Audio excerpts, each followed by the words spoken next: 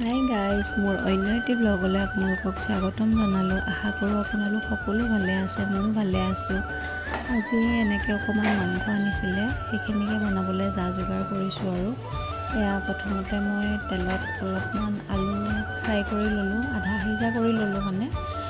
তাৰপিছতে ওলকবি এটাও কাটি ল'লোঁ, যিহেতু মই মাংসত ওলকবি মূলা এইবোৰ দি খাই খুব ভাল পাওঁ।